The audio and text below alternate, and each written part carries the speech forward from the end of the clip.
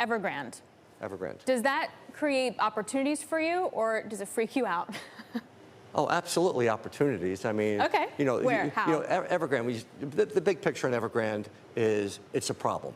It's a problem for China. It's a problem for its housing market. It's a problem for the banks that, and the whole, segment that it kind of like relies on this, right? And so there's a lot of jobs related to this and a lot of commerce related to this, a lot of industry related to Evergrande. So number one, that's a problem.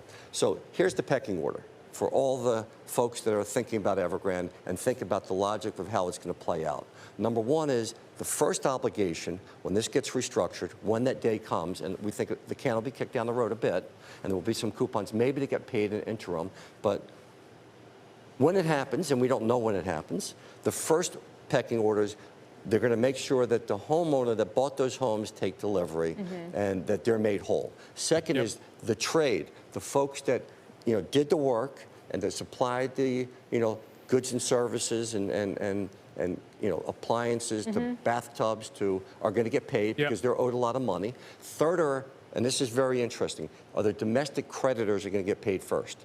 And then finally, at the very end of that pecking order are going to be the offshore bondholders, the dollar bonds that trade in New York law outside of China. Okay.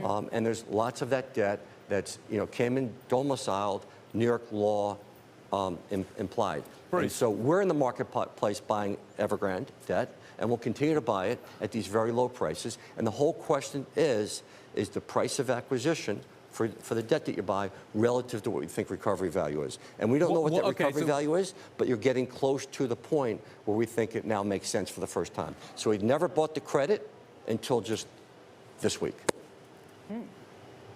25 cents? I'm hearing 35 cents maybe. 25, 30, sold to you, big guy. Okay, so you'd be that's interesting. So less than 25 cents. Talk about exact entry points, but no, not 30 cents. No, but I'm curious. I'm curious how if the capital structure looks like it's completely reversed. It would normally be completely the other way around. Yes.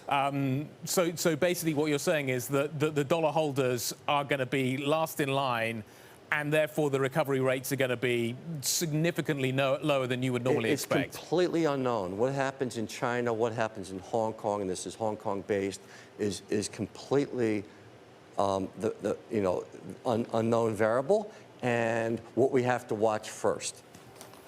So are there other opportunities that Evergrande is also creating? So if you're buying Evergrande debt, well, they're selling down a lot of assets, right? So there's just monetized 1.55 billion. And that'll go to pay off a bank, and there's going to be other assets they sell, because in this holdco is a lot of assets, and that includes assets beyond just the property that they're delivering. Are there any other developers, Bruce, in China that you think are also going to end up in the same position? Are you buying credit elsewhere?